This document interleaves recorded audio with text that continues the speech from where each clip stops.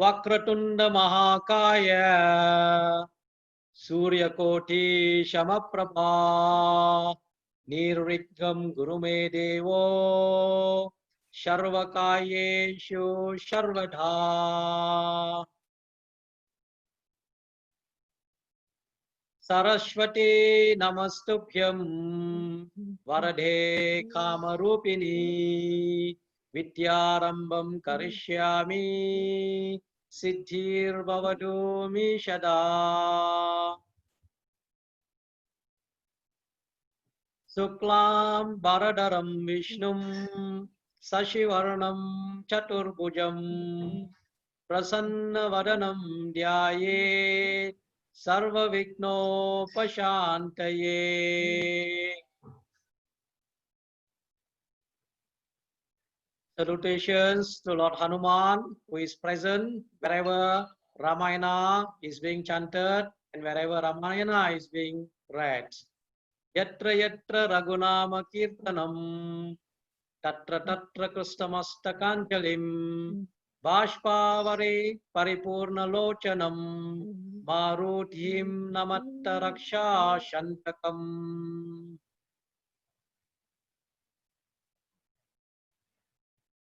Pujantam Ramarameti Maduram Maduraksharam Aruya Kavita Shakam Vande Valmiki Kokilam. So before we go into session 9, we are in the middle of Ayutthaya Kantam. So in session 9, we are going to look at chapters 61 to chapters 80. So before we go into session 9, looking into chapter 61 to chapter 80, let us go through what we have covered in session 8. Session 8, we have covered chapters 41 up to chapter 60. So we started off with the grief of Dasaratha and also Kausalya when Rama, Lakshmana and Sita left to the forest. Dasaratha was dejected. Kausalya was also in a state of sorrow. And then we learn about Sumitra, how Sumitra pacified or consoles the Kausalya's grief. It's something like what I call Sumitra's Gita, the step by step. What are the words that you have to use in order to console people when they were grieving, when they were in a state of sorrow? Okay, and then the chapters moves on with a Rama going towards the forest. Citizens also followed Rama towards the forest. And then Rama passes through the banks of Tamasha river. And then Rama quickly, early in the morning, decided to leave the citizens, requested Sumantra to drive the chariot very fast. And then the people of Ayutthaya were what they call cursing the sleep. Because of sleep, they were not able to follow Rama. And then they came back to Ayutthaya. And then Rama crossed the 3 rivers, bids farewell to his birthplace. And then he went to meet Guha, his friend Guha, in Sringi Verapura. Okay, then of course Guha will come with wanted to give foods for Rama, food and drink for Rama to what he calls stay in his place. Rama refused. He said that he has taken a vow not to enter any of the city, any of the place, and to take hospitality. And he just requested for what he call water and a place to sleep, and Guha to get a boat ready for them to cross the river. And then Rama will try to send Lakshmana back to Ayutthaya, but Lakshmana refused. Okay, and then they will be heading towards the hermitage of sage Bharadwaja. Bharadwaja will inform them to go towards Chitrakuta, to stay in Chitrakuta. On the way to Chitrakuta, they will also meet sage Valmiki. Okay, all right. The Chitrakuta. Then once in Chitrakuta, what we call Sumantra will be requested to go back to Ayutthaya. Okay, and Sumantra will deliver the message of Rama to Dasaratha. Not only the message of Rama to Dasaratha, he will also send a message to Rama will also send a message to Kausalya, even message to Bharata. Okay, so Sumantara, when Dasaratha heard the message from Rama, he fell unconscious. He was full of sorrow. Okay, Sumantara again will try to console. Even Kausalya was unable to get up. She was in a state of sorrow. So Sumantara was not able to console Kausalya. So that was the end of what they call session 8, where we have completed up to chapter 60. So in session 9, we are going to look at chapter 61 up to chapter 80. Okay, chapter 61. Okay, starts with the Kausalya. Okay, again, Kausalya was in a state of sorrow. She rebukes Dasaratha for his evil act. Dasaratha again will lose consciousness. He lost consciousness many times, many times. Upon hearing from what he called Kaikeyi, he lost many times. He lost consciousness. Okay, then what happened? Dasaratha will narrate his sin to Kausalya, what he did when he was young. He mistakenly shot an arrow to a young boy who was known as Sharana Kumar, but the name of Sharana Kumar not mentioned in Valmiki Ramayana. Okay, Dasaratha will continue to narrate his story to Kausalya. And that night, midnight, Dasaratha will leave the world. He will pass away. He passes away on the midnight on that particular day when Sumantara came and narrated all that had happened, and then narrated all the messages from Rama. Okay, and then he heard the message what you call Lakshmana sent the message that was sent by Lakshmana. Sita did not send any message at all. Okay, Kausalya now started to blame Kaikeyi, and then the Brahmanas, the Purohitas, they urged Vashishta to select a king because a country needs a king. Okay, Vashishta instructs the messengers to call Bharata and Satrughna to be back in Ayodhya. And that particular night, what happened was Bharata experienced a bad dream. We learned something on the Sapna Shastra or omens from dream, interpretation of the dream. And then the messages was sent to Rajagriha, Grivaraja, at the city of city in Kekeya. It is a city of the kingdom of Kekeya was sent. Okay, and the messages was informed not to inform. Was the Vashishta clearly informed the messengers not to tell Bharata that Rama has been sent to the forest and King Dasaratha had passed away. So they cleverly communicated to Bharata. So the Bharata, after receiving the message, reaches the city of Ayodhya, and then Kaikeyi informed Dasaratha's dad. Bharata reproaches Kaikeyi in many ways. Okay, Bharata was in a state of sorrow, state of frustration of what Kaikeyi have done. Bharata then promises that he will bring back Rama, and Bharata and Satrughna will go to Kausalya's palace, and then there were a lot of what you call communication that would go through. Later we will look at on between Bharata and Kausalya, and then advice of Vashishta to Bharata to become a king. Bharata will refuse. He said, "I want to go and get Rama back."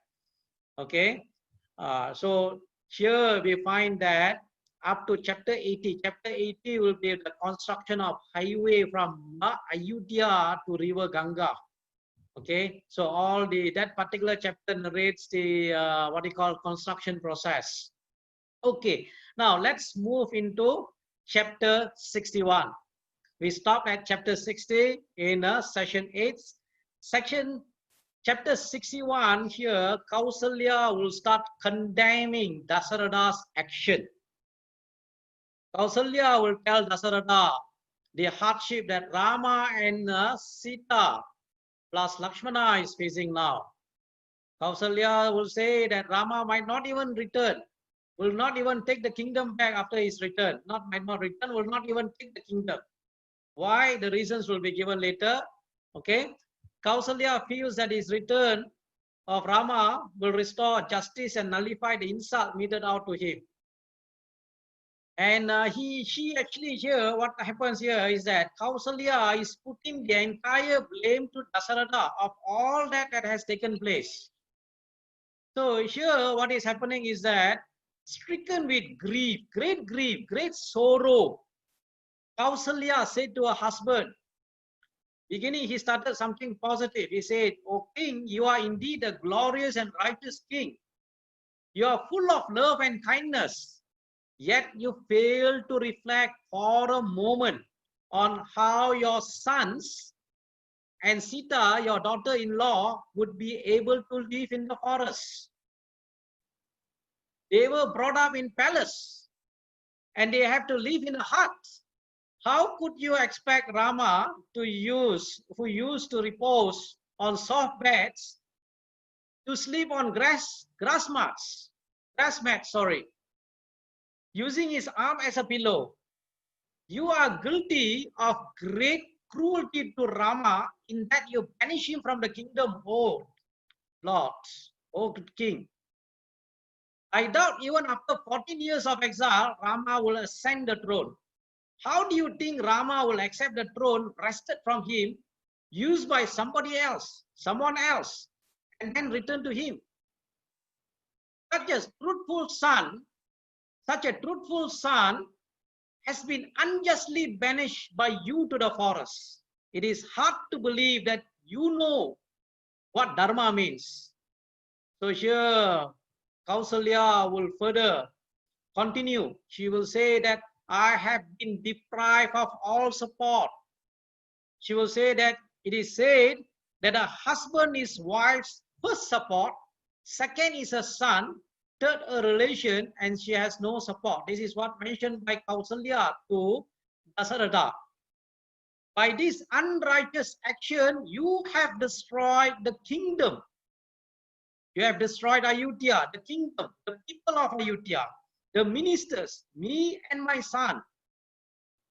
Now, after hearing this from Kausalya, what happened to Dasaratha? Hearing those terrible words, king's senses were numb by sadness, and he plunged into grief, uttering Rama.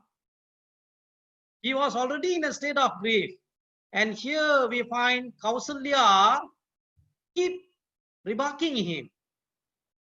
So something that we have to learn from here, you know, Dasaratha is already down with frustration. Depression, is already in a state of depression. At that time, it is not wise to further inflict grief on a person who is already down. See, the words that we use are very powerful.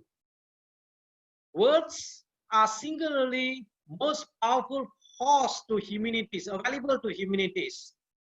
A slip of foot you can recover, but a slip of tongue you may never get over. We can choose to use this force of words constructively with the words of encouragement. We can encourage people by word. At the same time, by words, we can even destroy people. So be careful what we say. Okay, when we say, look at the condition, look at the situation of people when we utter those words. Remember that words have energy, have the power, have the ability to help, to heal, to hinder, to hurt, to harm, to humiliate, or even to humble people. So you find the words that comes from what we call the mouth of Kausalya.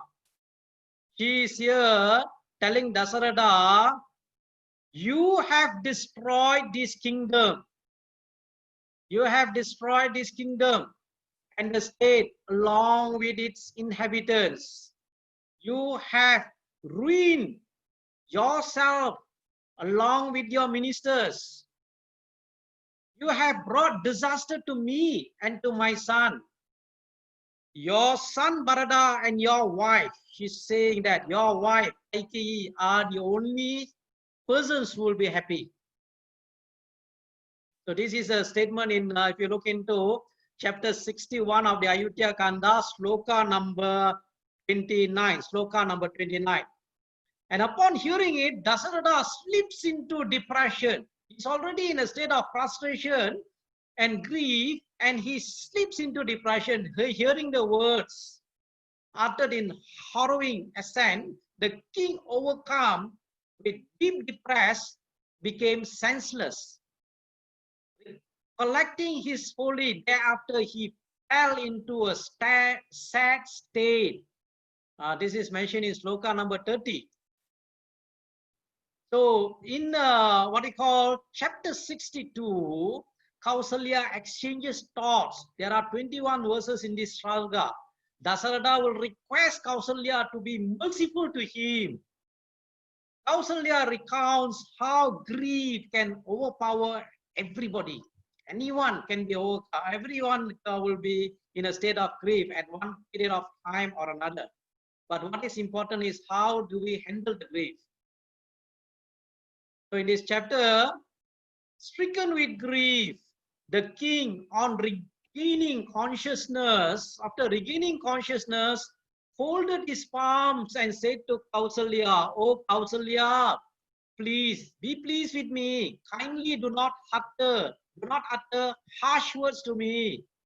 Full of remorse, Kausalya drew Dasaratha's folded palms towards her head and placed them on her head, and she said, "O Lord, bless me, O Lord. I am guilty, unforgivably guilty. That woman whose action causes her husband to bow to her is not praiseworthy, either here or hereafter." These are words that comes from the mouth of Kausalya, recorded by Valmiki. Okay, even though I know the cause of dharma, I was temporarily robbed of my wits by great grief. Hence I said what I should not have said. This is what is being said by Kausalya to Dasaratha. Kausalya further says to Dasaratha, grief destroys courage. The wisdom that has been hurt will also be destroyed by grief. In fact, everything. Hence, there is no enemy greater than grief. So this is from chapter 62, verse 15. And these 5 days, Kausalya will continue. These 5 days without Rama has been like 5 years to me. And this grief, therefore, built up to climax. Terrible is this grief. See, Dasaratha is in a state of grief. Kausalya also in a state of grief. See, earlier, if you look into chapter 44 of Ayodhya Kanda, look at how Sumitra handled the depressionary state, a frustrated state, a grief state. See, she was able to counsel Kausalya. In this case, yes, Sumitra was not with Dasaratha. Kausalya was with Dasaratha. Dasaratha was in a palace of Kausalya, and he was grieving. And Kausalya is also grieving. So when you look at grief here, there are many stages people go through when they are in grief, when they are in a state of grief. First state, when Rama was sent to the forest. First state actually when Dasaratha heard from the mouth of Kaikeyi the boon that she requested from Dasaratha. What happened to Dasaratha at that state? He was in a state of shock and denial. He was shocked and denial. Why is it happening? Is it happening? He was in a surprise, state of shock. When Kaikeyi demanded the boon, he was in a state of disbelief, denial. And then when it became true, yes, Kaikeyi is requesting for that boon. Kaikeyi wants Rama to be sent to the forest. Kaikeyi wants Dasaratha to be the next king. Dasaratha was frustrated, anger. She felt anger.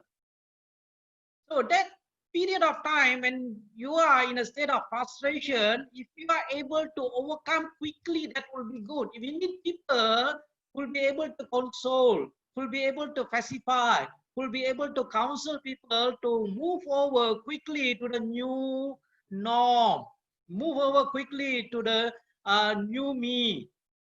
Okay, like if you have a good counselor, okay, like if Sumitra, if Dasaratha would have spent more time in the palace of Sumitra, she would have perhaps helped Dasaratha to overcome this quickly. But the word that came from the mouth of Kausalya in the chapter 61, where Kausalya blames everything to Dasaratha. She is putting a blame of Dasaratha for all the sadness, all the what they call unhappiness, sorrow that the entire Ayutthaya, the people of Ayutthaya, Dasaratha himself, Kausalya is going through. Dasaratha was not able to take it.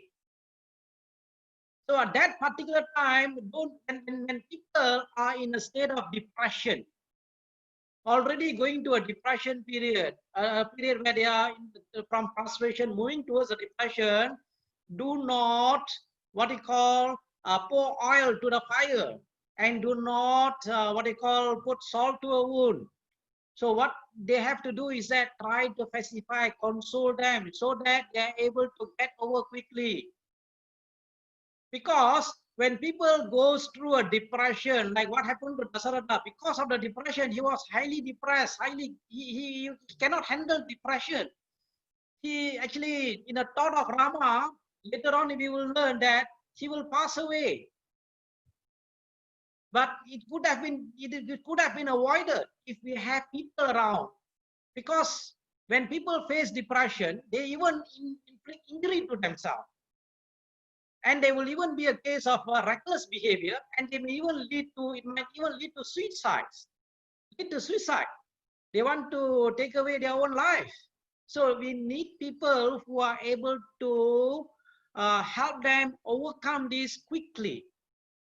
Okay, so if some people, the state of depression can be very long for them to overcome. So we need to help them to overcome quickly. Whether it is happiness or sadness. You remember Bhagavad Gita says, Sukha, Dukkhe, Samakritva, Labha, Labho, Jaya, Jaya. You must always be yourself in a state of equanimity. I mentioned about equanimity some previous sessions as well. Okay, so after depression, people will go through depression, but they have to come back quickly to accept and then to experiment. They get to a new norm. So that could have helped Dasaratha.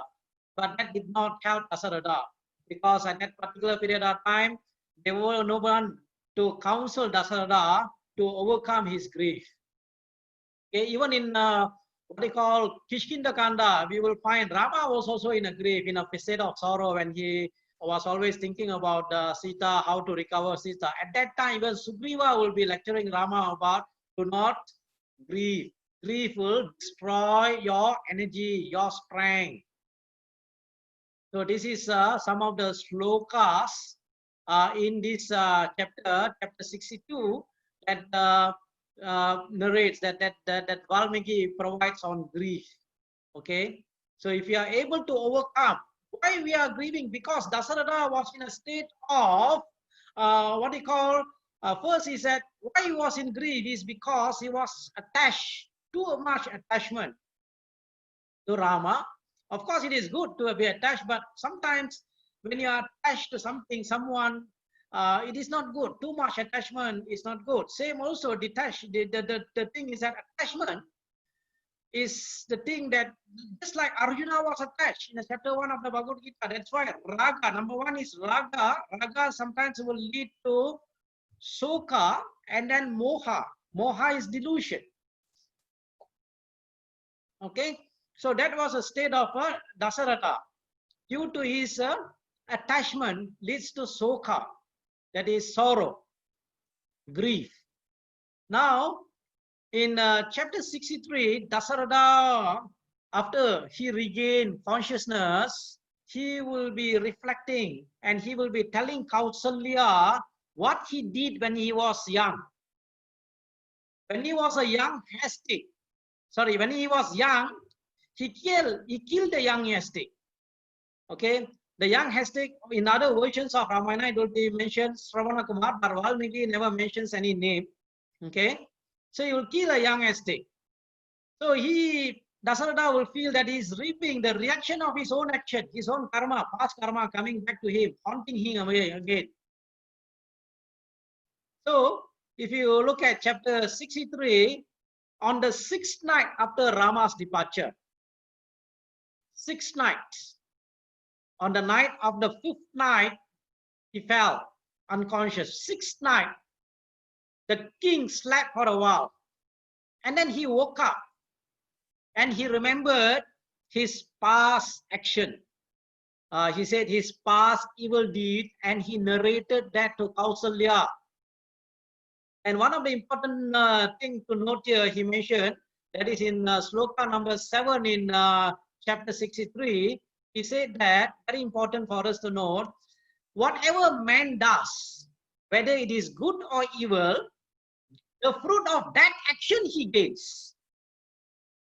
So Dasaratha here will say, he who does not realize the grave or light consequences of his own deeds at the beginning of that particular action, before he does the action, okay, at the beginning, he indeed is immature and childish. Okay, I will go through this again. This particular sloka, very important. Whatever a man does, whether it is good or evil, the fruit of that action he gains. He who does not realize the grave or light consequences of his own deeds at the very beginning, he indeed is immature and childish. That means what Dasaratha is saying is that before we do something, we have to be proactive, thinking of the consequences of action, the impact of what we are going to do to us, to the people who are around us, and also to the environment, to the people, to the society, to the country. Everything we have to think before we make a particular decision. This is what he says. Very beginning, we have to think the consequences of the action. So here, Dasaratha is saying that when I was a young prince, I learned the art of shooting without seeing the target, just by the sabda, the sound. This art was also learned by Arjuna. In the Mahabharata, we learn Arjuna also will be practicing without light, shooting a target just by the sound. So Dasaratha said he learned this art, and then he had gone to the forest hunting. In silence of the forest, okay, during a monsoon season, it was mentioned that in Valmiki Ramayana, in chapter 63, if you go through that particular chapter, the season and time, everything was beautifully narrated here. So in the silence of the forest, I could hear what I thought was a sound of an elephant. Here, Dasaratha says, I could not see the elephant. So I took aim and shot. And then a human voice wailing terribly in agony. And I rushed to the scene. A young ascetic has been hit by me. He was filling his pot with water. The sound made had been mistaken by me as an elephant. He gazed at me with his eyes and said, go quickly to where my father is and seek his pardon. Otherwise, his wrath might destroy you, O King Dasaratha. That path over there will lead you to where my parents live. Before you go, relieve me of this pain by drawing out the missile lodged in my body, which is causing me great pain. To relieve his distress, I pull out the missile out, and in that moment he died. He was dead. So Dasaratha was remembering what he did. At that time, he was not married to Kausalya. He mentioned to Kausalya that before marrying you, Kausalya. At that time, he was a young prince. He did that act, and he was remembering that act. And then following what was mentioned by the young ascetic. Okay, and of course, in other versions of Ramayana, the name of the ascetic will be mentioned as what they call Shravana Kumar. Okay, and the father's name was mentioned.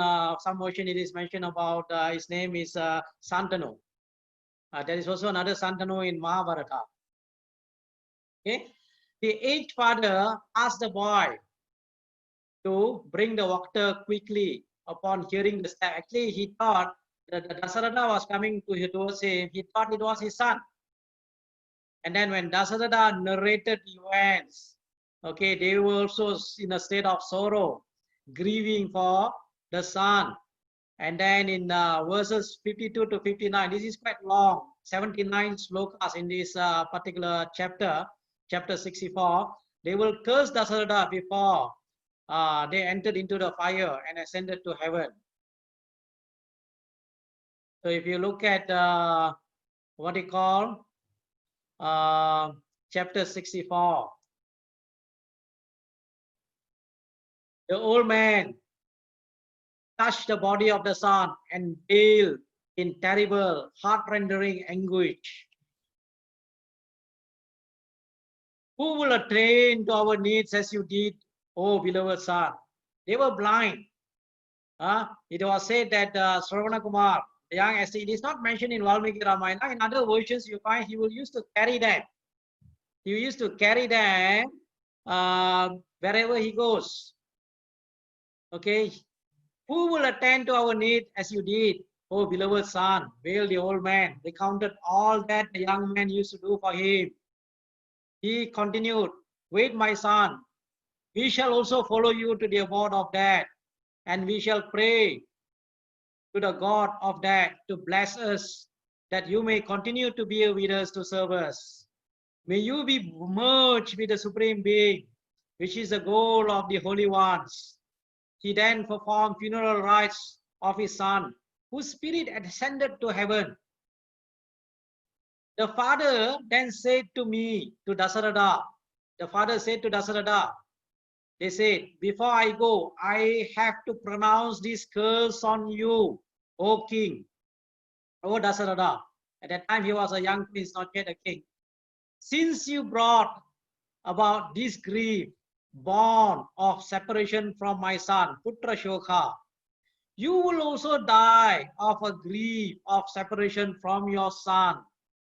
Immediately, he and his aged wife consigned themselves to the burning fire to enjoy the company of the son in heaven.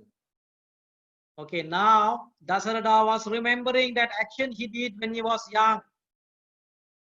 He said to Kausalya, I am suffering the fruit of that sin, O Kausalya.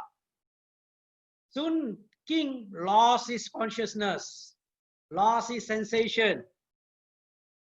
The grief caused by separation from Ram, from my son, is drying my life forces, said the king. O Rama, have you really gone away? O Kausalya, O Sumitra, I cannot see anyone. Wailing thus, the king lost consciousness and breathes his last past midnight. So Dasaratha passes away in chapter 64. This is narrated.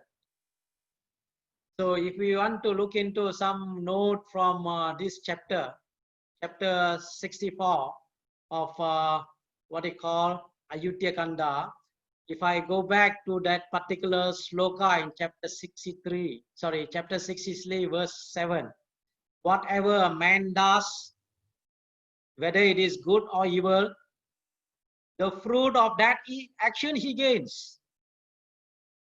He who does not realize the grave or light consequences of his action deeds at the very beginning is indeed immature and childish. Remember, before we do any action, always remember the reaction of the action. Reaction of the action, how that action will come back, whether good or bad, that action comes back to us. Brihadaranyaka Upanishad, there is a saying that according to as one acts, so does he or she become. One becomes virtuous by virtuous action, bad by bad action. If we saw goodness, we reap goodness. If we saw evil, we will reap evil. Karma is the totality of our action and their reaction in this and also previous life, all of which determines our future. We are architect of where we want to go in our future. based on what we are going to do now, based on our thoughts, based on our words, and also based on our action. Some of the karma accumulate and return unexpectedly in these or other births. I also want to share with you a sloka from the Mahabharata. It is taken from Anushashana Parva of the Mahabharata, very popular sloka here. Anushashana Parva is book 13. You have Shanti Parva, and then you have Anushashana Parva. It's all about instruction of Bhishma lying in a bed of arrows. He will be giving instruction to Yudhishthira. So here Bhishma will be telling Yudhishthira about karma. Yadadenu sahasreshu vasto vindati mataram tada purva krita karma kartaram anugacchati. Meaning that just as a calf can find its mother in a herd of 1,000 cows, among 1,000 cows, the calf will be able to find its mother. Similarly, your karma will follow you every birth that you take. Whatever karma one has that have done, tada purva kritam karma kartaram anugacchati. Whatever done in the past, that action of that action will follow you, will follow everybody, whatever they have done. So Bhishma explains that no one can escape to get the results of his karma. It is not this birth. If it is not this birth, it can be next birth.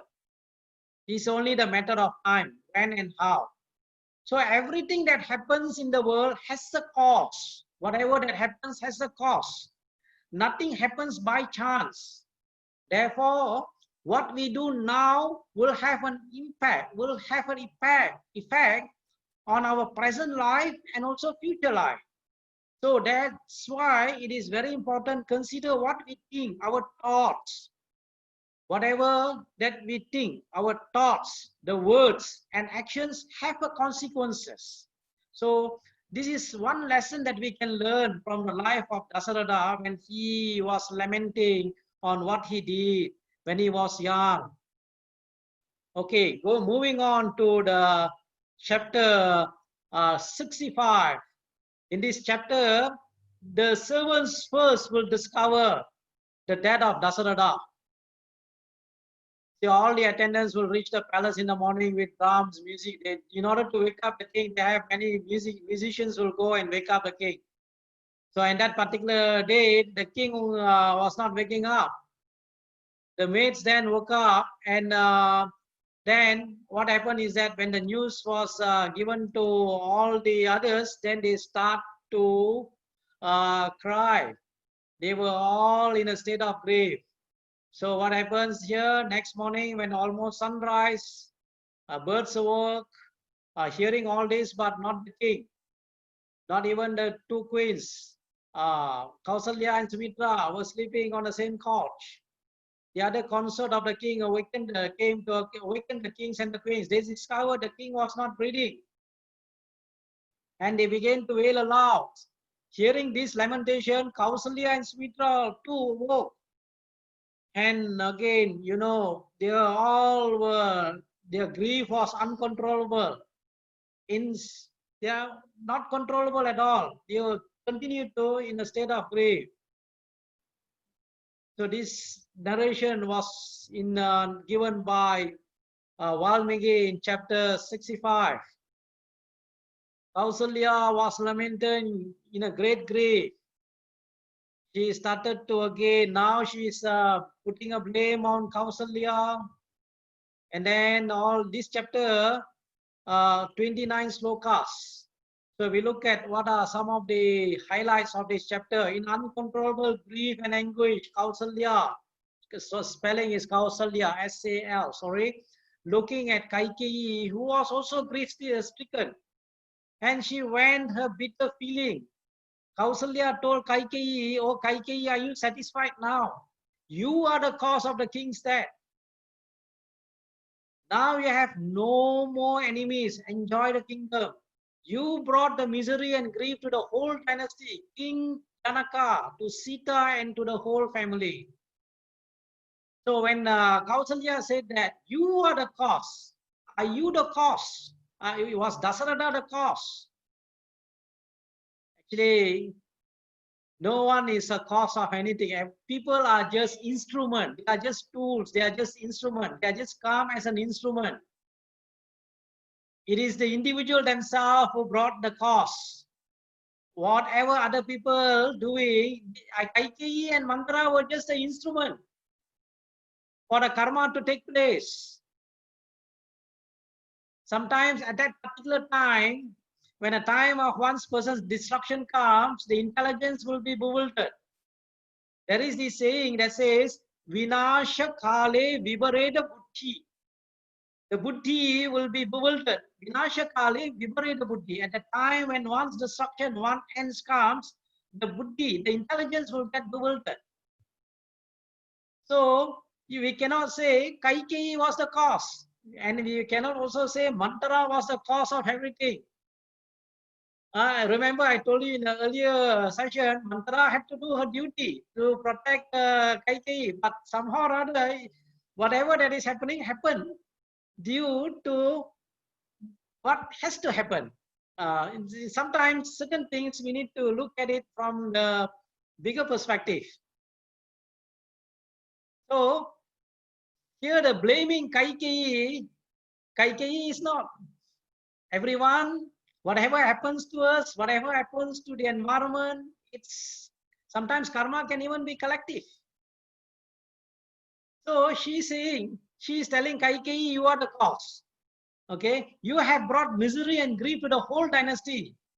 Yeah, and she also said you have the whole dynasty of Raghuvamsa also to King Janaka, to Sita and the whole family.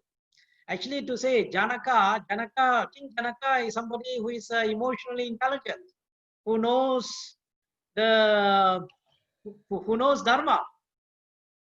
So Janaka will not be bewildered. He is actually somebody who is completely detached. Although he is a king of Midala, he is somebody who is detached. And he was a great rishi. It was said that Janaka is a Raja Rishi. In fact, in chapter 3 of the Bhagavad Gita, Krishna will tell Arjuna, kings like Janaka attains perfection based on their action. Mention of the king of Janaka will be mentioned by Krishna in the Bhagavad Gita to Arjuna in chapter 3. So, when the officials of the royal household, when they discovered king has passed away, they put his body in oil because none of his son was around. Rama was not around, Lakshmana not around, Bharata and Shatrugna not around, Rama and Lakshmana in the forest, Bharata and Shatrugna is in Kekeya. They were not around. It was unfortunate for the king to pass at a time when none of his son was around. So what they did, they put him in an oil. They put him in an oil to preserve his body. Some people, what they call leaders' body, some countries they preserve. For example, if you go to China in Beijing, at near the Tiananmen Square area in Beijing, there is a mausoleum that is called Mao Mausoleum, the museum of Chairman, what they call Mao Zedong. What they call Mao Zedong was the president of the Communist Party, and he took over in 1949, 47 or 49, after what they call Chiang Kai-shek. If you know about history of China, his body was preserved there in form of a wax. He is still there. His body is still there. Many people go and see his body. You can do a search, Mao Mausoleum. Okay, just like that, Dasarada body was kept there in an oil. So again here in this chapter we see entire Ayodhya, the people of Ayodhya was condemning Kaikeyi, whose cruel act alone brought the death of the king. So they keep condemning Kaikeyi here. Later you will see, later Rama, we will go into that part later about Kaikeyi. Rama's what you call words about Kaikeyi later. Okay. In chapter 67, Vashishta will convene the assembly of Brahmanas and sages. What we are going to do? King is not there. What we are going to do? So what happens is that the next morning, ministers, sages assemble with Vashisthas to deliberate what to do next. The minister will say, king should immediately be nominated, for a nation without king, a kingdom without king, the kingdom will be destroyed. So this particular chapter, if you go through, you will get about information about what will happen to a country, what will happen to an organization, what will happen to the society when there is no leader.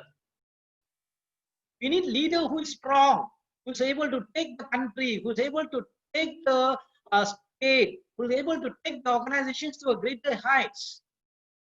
So without a proper leader, without a leader, the kingdom will be get destroyed. So all the evils of anarchy are well known. All the evils without the leader, without the king, people of the kingdom will not be in peace. There will not be dharma. Neither righteousness is possible. What will happen? Wicked people will take over the law in their own hands. Something like what they call this big fish will eat the small fish. Matsya Nyaya. Matsya Nyaya is survival of the fittest. Matsya Nyaya.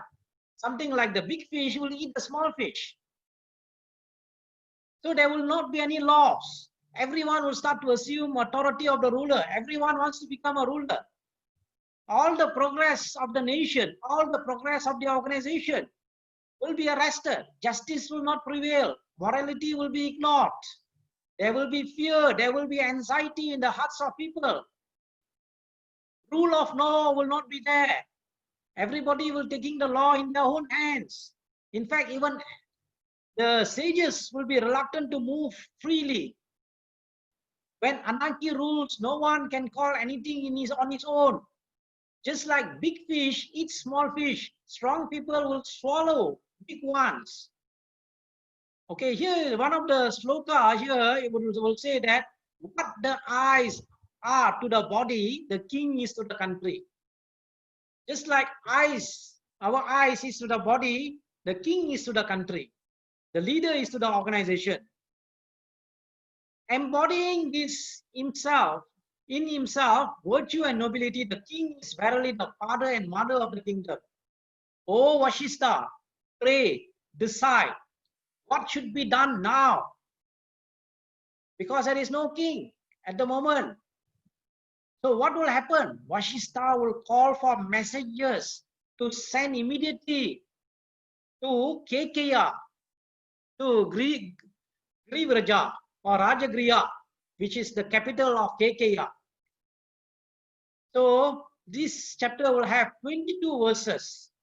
So Vashishtha will say, Bharata has been nominated as a king by the king based on the what he call boon that Dasaratha has given to Kaikeyi. There is no need to nominate other king. Dasaratha has already been nominated. He is now in his uncle's house. Okay, uncle is what he call Yudhajit. Name of the uncle of Bharata is Yudhajit. Yudhajit is a son of King Ashwapati of King of Kekeya. Yudhajit is the brother of Kaikeyi. So he is now in an uncle's house, Uncle Yudhajit, in the kingdom of Kekeya. Kekeya kingdom, from the distance from Ayodhya to Kekeya, it was said in Valmiki Ramayana, might take about 7 days. More than 7 days, but when Bharata traveled back, it took him about 7 days to reach Ayodhya. The geography of the ancient kingdoms will be described in that particular chapter. 7 days. So he will call, let's messengers be dispatched immediately. All heartily agreed with the proposal. Vashishtha therefore called upon few chosen messengers to proceed to Kekeya. So if you look into that chapter, the messengers, name of the messengers will be mentioned in chapter, what they call 63, the names of the messengers, and then what needs to be communicated to the messengers. Vashishta will tell what are the things you have to communicate. The communication. The messengers that need to be sent must be somebody who is very good in communication. Because Bharata, what Vashishta will tell them is that Bharata should not know that the king has passed away, and Bharata should not know that Rama's Sita and Lakshmana has been sent to forest. Communicate in such a way that this has not to be communicated to Bharata. So chosen messengers who are good in communication needs to be sent to Kekeya kingdom. So Vashishta warned them, do not tell Bharata of Rama's exile nor the king's death, nor the misfortune suffered by this dynasty, a great dynasty. The messengers left immediately and they reached the city of Triviraja, the capital of Kekeya kingdom. As I said, Kekeya is somewhere in Afghanistan. Some say closer to Russia, but somewhere in Afghanistan area, closer to Afghanistan, Russia area. So, chapter 69 is a chapter that will describe these omens, dream omens, the dreams of Bharata.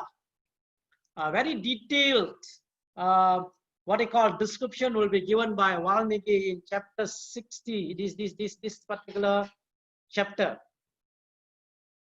This particular chapter, okay, that Bharata will see what he call strange omens in his dream, such as Dasaratha falling from the mountain. So according to Sapana Sastra, when you are going down the mountain means you will be regressing, something like that. They have an interpretation of great. When you are climbing a mountain, that means you are going for something great. You are going to achieve something great. When you are falling from a mountain, when you are descending from the mountain, it is not something that is good. This is something from a Shopana Sastra interpretation, dream interpretation. Many things people will dream. Dream is something, sometimes some of the things that we dream will be based on information that we store in our subconscious mind. Okay, I'm not going to go into the omens of dream, but this is a dream that what they call Bharata will recount. So these are not something that are good.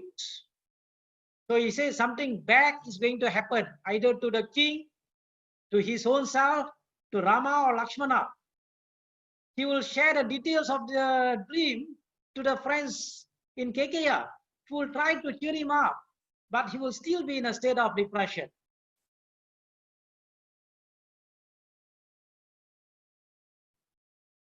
So what will happen in chapter 70 is that the messengers will come from Ayodhya.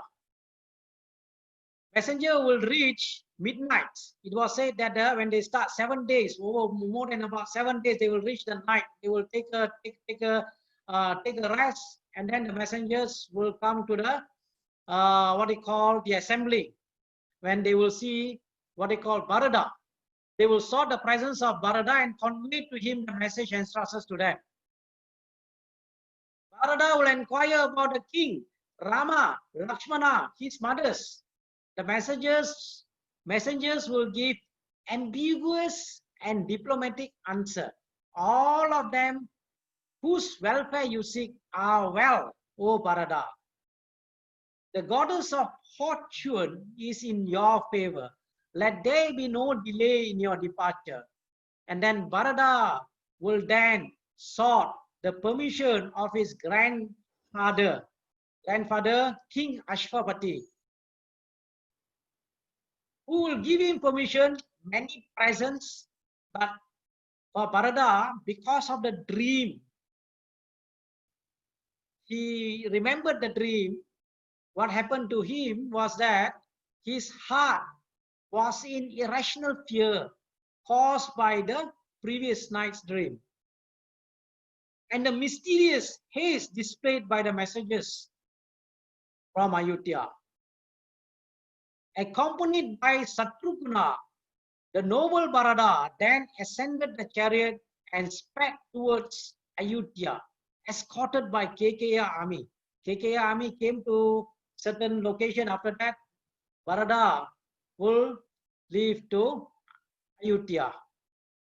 Many presents were given by King Ashwapati. It was said many thousands of horses, and then Vikrajit also will give elephants. So many would be described. I have omitted that part, all those presents. What we learn here in chapter 70, after hearing the messengers came, the Barada immediately, okay, sped towards Ayutthaya. So, chapter 71, Barada enters Ayutthaya after 7 days journey. So, all these chapters, before he enters into what he call Ayutthaya, 17 slokas in this chapter, Valmiki will be giving description about the geography. So, if I want to go back into the geography, if you look into that particular chapter, anybody who goes through that particular chapter, all the geography, names of various places will be mentioned, where he crossed, where he passed through. Okay, in fact, when the messengers goes through where he passed through, even the name of Hastinapura also will be mentioned. Name of Panchala also mentioned. Kingdom of Panchala, kingdom of Hastinapura.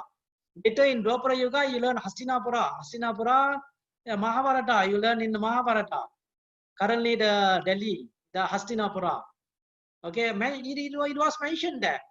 The geography, the location, all that. Anybody wants to look into the geographical part, you can see chapter 71, sloka 1 to 17, all about the description, all about the geography.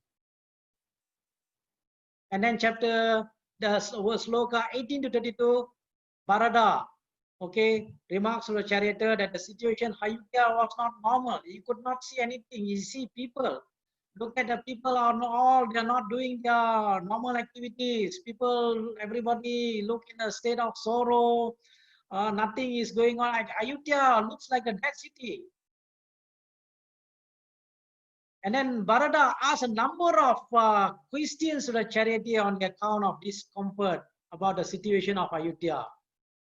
This was what was asked by what he called Barada. And then once Barada reached Ayutthaya, he went to the palace of the king. He cannot find the king. And then he went to Kaikeyi, his mother Kaikeyi. So if you look into this particular chapter 72, on entering Ayutthaya, the city was in mourning. Nothing seems to be right. Barada see there was no joy, no auspicious sign everywhere. And he went straight to his father's palace. Not finding his father there, he rushed to his mother's palace. He saw his mother waiting for him. He rushed forward and welcomed Barada. But Barada asked, where is father? Where is the king? I want to bow down and touch his feet. Kaikeyi told him, your father has gone to where everyone ultimately goes, to the other world.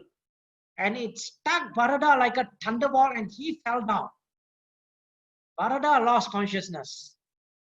Then after regaining consciousness, he said, I came thinking the invitation was meant either coronation of Rama or the king's performance of any yajna. Oh mother, tell me, what were father's last words? Barada asked, and Kaikeyi replied, he left his body aloud, wailing aloud, the name of Rama, Lakshmana, and Sita. Even more shocked, Barada asked, where is Rama? Kaikeyi replied, he with Lakshmana and Sita had gone to the forest. And deeply agitated, Barada asked again, for what crime as Rama has been exiled from the kingdom? In answer to this question, Kaikeyi narrated the whole stories and added, my son, you know Dharma. you should now take the reins of the kingdom in your hands. It was for your sake, my dear son, that I did all this. Grieve not, do not worry. This kingdom is now dependent upon you. Without delay, ascend the throne. Kaikeyi said to Bharata. So, the next chapter, Bharata disproving of Kaikeyi's acts, and he vows to bring back Rama back to Ayodhya. So when Bharata heard Kaikeyi's dreadful revelation, Bharata was in uncontrollable rage. He became very angry, very sad, and he became angry. He told Kaikeyi, what have I to do with the kingdom, as I have been deprived of my father and my brother, who is like a father to me? Now, Bharata is telling Kaikeyi, you are the exterminator of our dynasty. You ruin our dynasty. And you say you did all this for my sake? Surely, blinded by greed for political power, you fail to see what love and reverence I hold for Rama. And Bharata said, I will never fulfill your wicked desire. In our dynasty, Ishwaku dynasty, Raghuvamsa, in our dynasty, it has always been the eldest son ascended the throne. That noble tradition has been destroyed by you. However, I am not going to let this happen.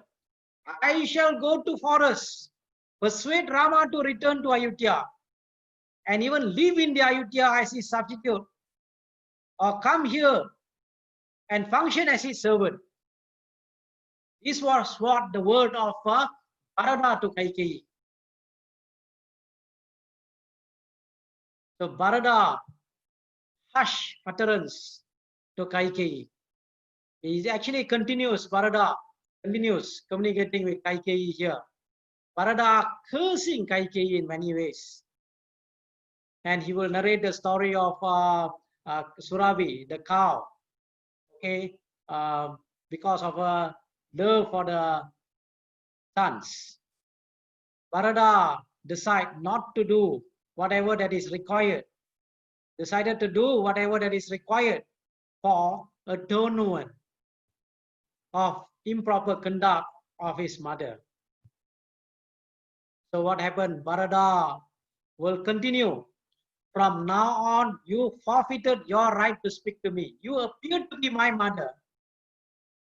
I, in fact, my enemy. Okay? Full of political greed and killer of your husband. You have earned eternal disrepute. What terrible hardship have you brought to Mother Kausalya? I have heard the following legend. Indra once saw divine cow, Surabhi, was weeping. Questioned by him, Surabhi pointed out to two bullocks which had fallen on account of overwork by a farmer, and said, Indra, I grieve to see my two sons lying down because of a thoughtless and wicked farmer who treated them with cruelty and merciless greed. Seeing my children thus overburdened and great pain, I feel with sorrow. There is no one who is as beloved as a son. What immeasurable pain has been caused by you in the heart of Mother Kaikeyi.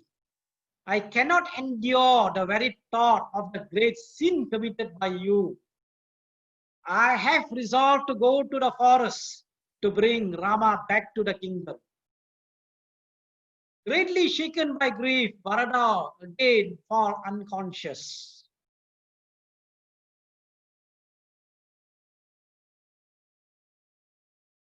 So Bharata continues here. After regaining consciousness, he curses the one who counseled the exile of Rama. And Bharata and Shatrugna will go to meet Kausalya Kausalya will first accuse Bharata being party to the cruel act. Bharata will heap curses on one who counsels, and he will convince Kausalya that he is sinless. So here in this particular chapter, when the minister came to meet Bharata, Bharata will say, I never desired for this throne, nor did I advise my mother in this regard. Kausalya came and Bharata too sought her presence. Bharata and Satrughna saw she had fainted on the account of grief and caught hold of her feet. When she regained consciousness, she said to Bharata, the kingdom is yours, is now yours, Bharata, won for you by your mother. Great sorrow is mine. Holding his arms, Bharata humbly and tearfully said to her, Mother, you do not know me, my love for Rama. Why then do you say such words? No, Rama exile is not my doing. In fact, I did not know about it. I say in an oath, if I am guilty, let me suffer fruits of all sins mentioned in the scriptures. So what will happen here in chapter 75? There are a lot of sinful activities that will be mentioned by Bharata. Okay, many he will be mentioning. So I'm not going to go through one by one. So you'll be mentioning all different types of sins described in a chapter in the scriptures. If you look at in Bhagavata Purana, in Canto 4, there will be description of various types of hellish planets by Kapila to Devahuti. For what type of sin, one will go to this hell, that hell. There are different descriptions of hells mentioned by Kapila to Devahuti and different types of sins. Here, Bharata will be mentioning various types of sins. Let him incur all these sins if he was responsible for the exile of Rama. Kausalya then deeply moved by Bharata's speech, and lovingly she will tell him, child, enough. To one aggrieved by the loss of son, you are adding your own grief. Luckily, your heart has not veered from the path of Dharma, my child. You are devoted to truth. Unto the divine realms you will ascend. She placed Bharata on her lap and consoled him. So here you find we have to pity Dasaratha is misunderstood by many people.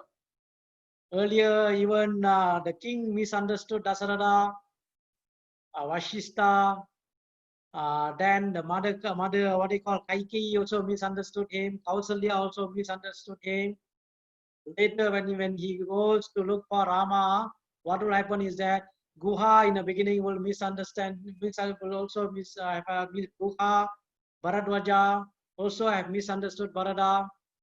Later, even Lakshmana. So Bharata, we have to empathize Bharata. He has to go through a lot of misfortunes like everyone else. There is nothing like what happened to Bharata. He was falsely accused. It was a misperception. Not only falsely accused, but they have misunderstood him. So even Krishna was also falsely accused and misunderstood. Okay, if you are familiar with Bhagavata Purana, in Canto 10, book 10 of the Bhagavata Purana, if you read chapter 56 and 57, Krishna was accused of killing by Satrajit for the sake of a jewel called Shamantaka jewel. And let's say there is a saying that if anybody has been falsely accused of any crime, any action, falsely has been accused for a crime that one has not done, if that person reads this particular chapter in Srimad Bhagavatam, book 2, chapter 56 and 57, that will he will be able to overcome that what you call false accusation very quickly. In this chapter, particular chapter in Srimad Bhagavatam, Krishna will go and get the Shimantaka jewel. In the process, of course, he will meet Jambavan. He will fight with Jambavan. And then after that, Jambavan will realize that the person whom he's fighting with, Krishna, is actually Rama, whom he served previously in Treta Yuga. And later what happened is that Jambavan will give his daughter to Krishna. The daughter's name Jambavati. Jambavati. From Jambavati and Krishna, what he calls Samba will be born. A son called Samba will be born. Samba will get married to Usha, daughter of Duryodhana. That will be in Bhagavatam. So Bharata has been accused, but Bharata, in this chapter, he will perform the funeral rites of his father. The father actually, Dasaratha said, Bharata should not perform his funeral rite if he accepts the kingdom. Here, Bharata did not accept the kingdom. So Bharata was given the right to perform the last rites of King Dasaratha. Vashishta directs Dasaratha to do it. So in this chapter, the next morning, Vashishta said to Dasaratha, enough of this grief, Bharata. Let the funeral rites proceed. The king's body was taken out through the wall from the oil. Bharata then gave vent to his grief and lamented near the body of the king. Vashishta again said, king's funeral rite should be performed with cool mind, without mental agitation. Therefore the priest brought about the fire, which king himself has diligently maintained in his house, and which his own funeral fire would be kindled. This one, there was a tradition those days, they have to do the Agnihotra. The fire must be burning in the house. Grihasthas, they used to do that. From that fire, their final rites will be performed. When that fire was set ablaze, there was a heart-rending cries by the women in the palace. So what happens is that everybody in a state of grief, they were mourning. Okay, chapter 77. We are moving to chapter 77. Bharata performs the necessary ceremony after the 12 days. For the departed soul, Bharata again lamented when he went to cremation ground in order to collect the ashes. Weeping uncontrollably, Bharata fell unconscious. Shatrugna too fell unconscious. When he regained consciousness, Shatrugna wailed aloud. The ocean of grief generated by wicked Mantara, which took shape of two boons granted by my father, which was infested with the crocodiles of Kaikeyi's greed, has swallowed us. Our father used to look after us with great affection, provided all our needs. Who will care for us now? Hearing the two brothers lament like this, all the people of palace also went to sorrow. Seeing this, Vashishta said to Bharata, what Vashishta said, these three pairs of opposite, birth, death, joy, sorrow, are inevitable in life of all beings. Therefore, you should not behave like this. This always happens. Remember I said one sloka earlier from the Bhagavad Gita. Sukha dukke samakrutva labha labho jaya jaya. There's one instruction. Krishna said that you have to titiksha. That means you have to tolerate all this. This is life. Life is a roller coaster. You will be up, you will be down. So hearing the sage, the two got up and continued the rites. So, and then in the palace, they will go to the palace. So this particular chapter, you see, Satrughna will drag Mantara, and then Mantara will sought protection. After Kaikeyi, then Bharata and Satrughna will release Mantara. So what happened is that Satrughna will say to Bharata, Rama indeed is a refuge of all beings, and Rama, endowed with all auspiciousness, quality, has been exiled to the forest by a woman. What is strange is that mighty Lakshmana tolerated all that happened. What happened to Lakshmana? Lakshmana could have done something. So just as Satrughna was saying, Mantara entered, and then this sinful woman was responsible for the whole tragedy. Well, what happened then? Satrughna will grab Mantara, and unable to face Satrughna's rage and rebuff, Kaikeyi sought her son's protection to protect Mantara. And thereupon, Bharata will say to Satrughna, let not kill this woman. The woman, the Mantara actually should be a woman. Brother, I myself could have killed this sinful Kaikeyi. But fear of offending Rama, even if we kill this Mantara, Rama will not be pleased with us. He will be displeased with us. Therefore, leave her alone. Released from the grip of Satrughna, Mantara fled and to the company of Kaikeyi, who consoled her. So the counselors later will tell Bharata, Dasaratha is no more. He sent Rama and Lakshmana to forest. Please be our king. Our kingdom is without a ruler. That is not desirable. Bharata then spoke to the counselors. Man of culture and wisdom that you are, you should not make such a suggestion to me. Indeed, Rama is elder brother, is our elder brother, shall be the king. I shall go to the forest and dwell there for 14 years.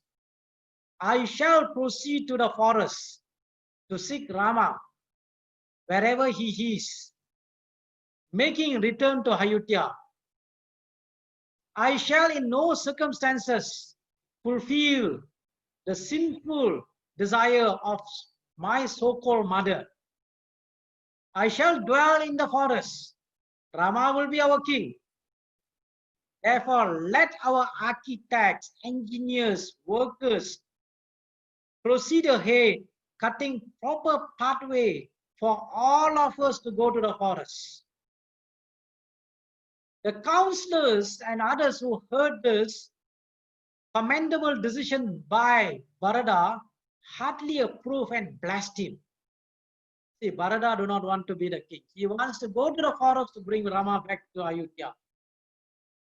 So, this was a decision made by Bharata. Bharata refused to become a king. He was adamant. He wants to go and bring Rama back to the kingdom.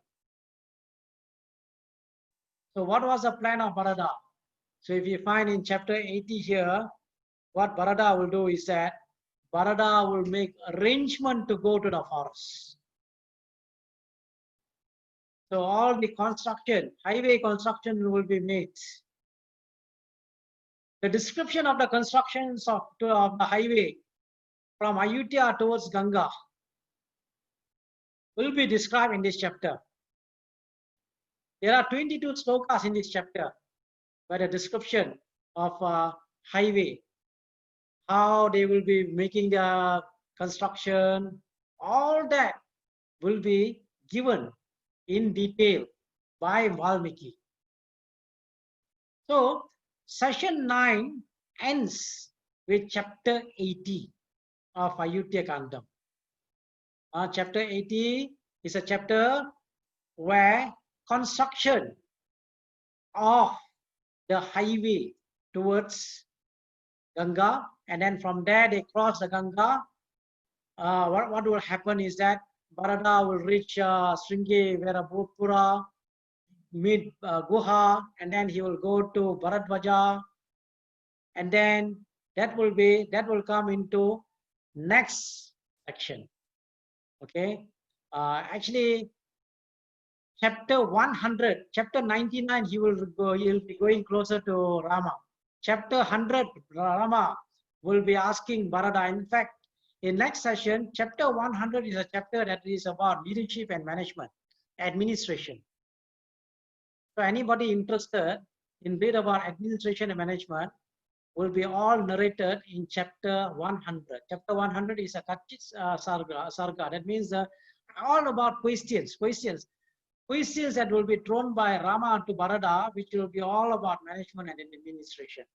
But before we go into that, we will be looking into chapter 81 to 99. So after session 9, sorry, this is session 9, session 10, session 11, we will complete Ayutthaya Kanda. Ayutthaya Kanda will be completed in session 11. The next session will be session 10. So before we go into session 10, we can reflect on what are the lessons that we learned from session 9.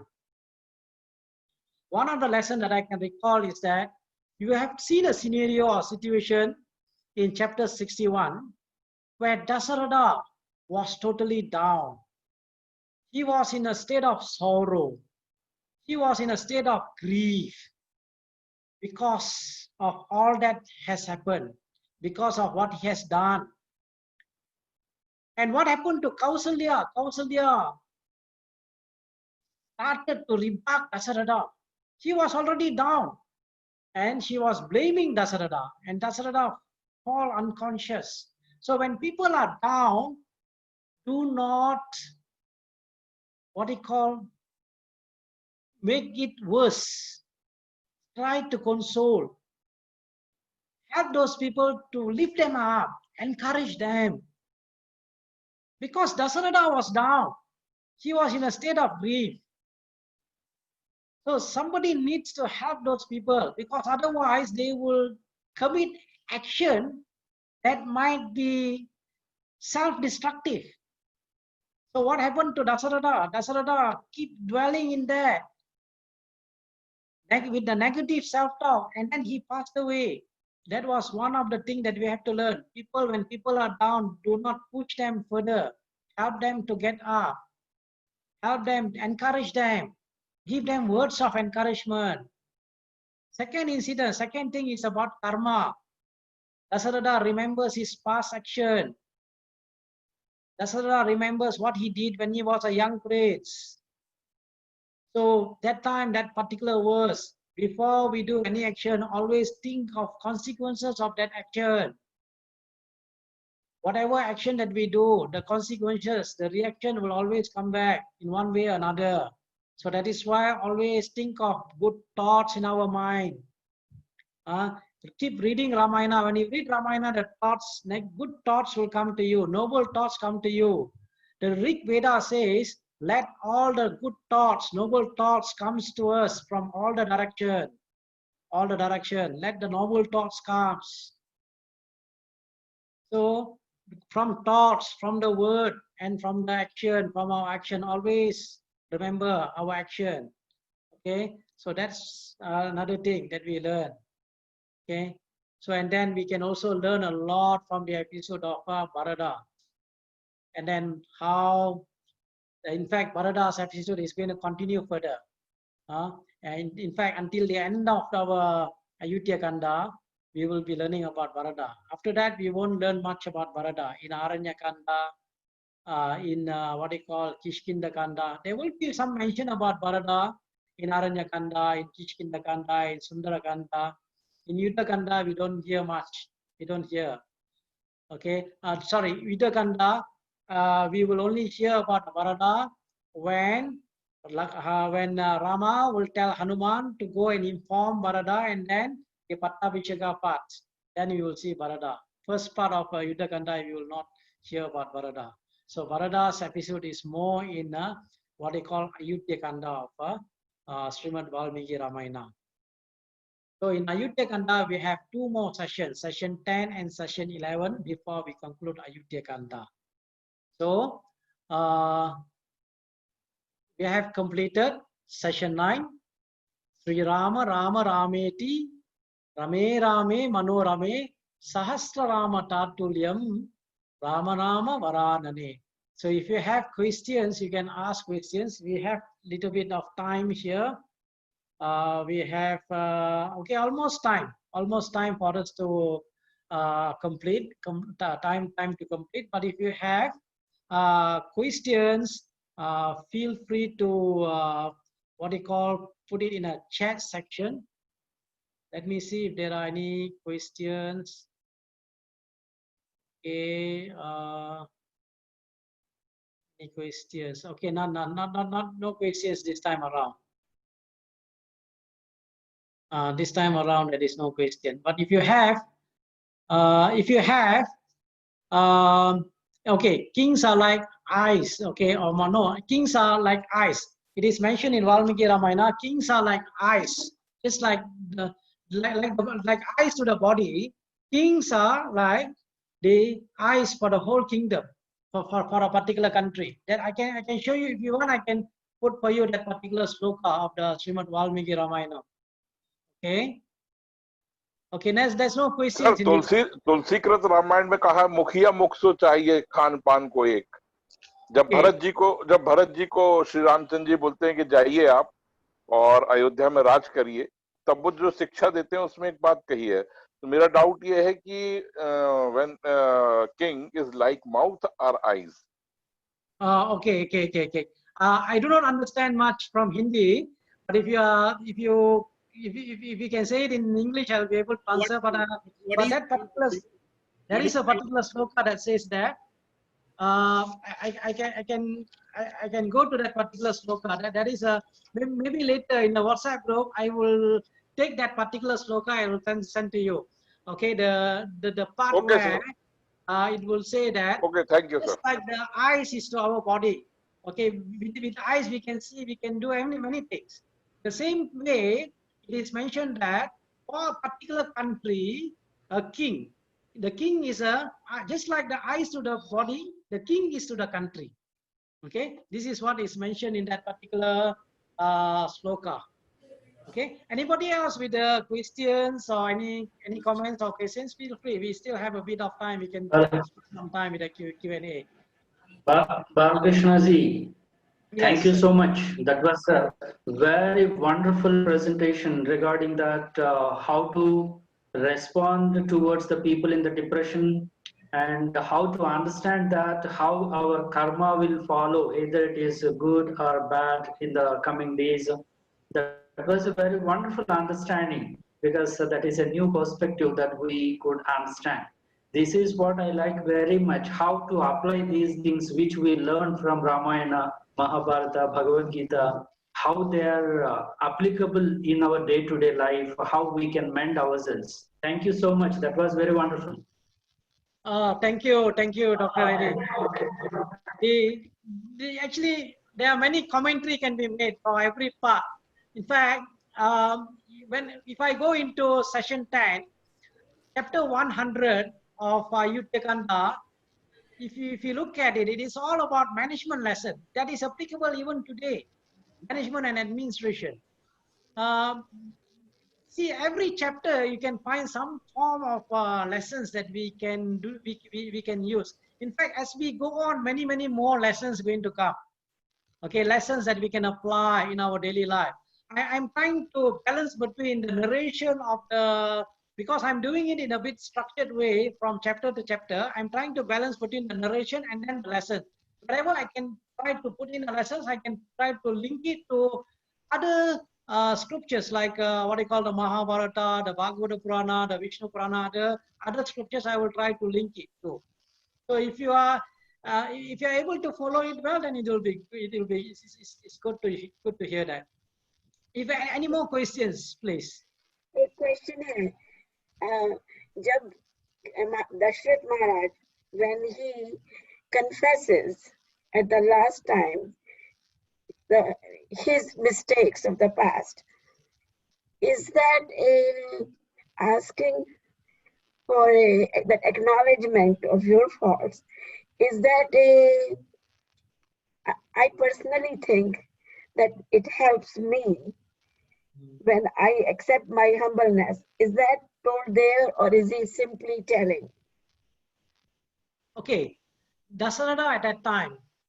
Okay, if you really look at the particular incident of Dasaratha, at the time when it is said that at the time when time is near, lot of past actions that we have come will start to dwell in our mind.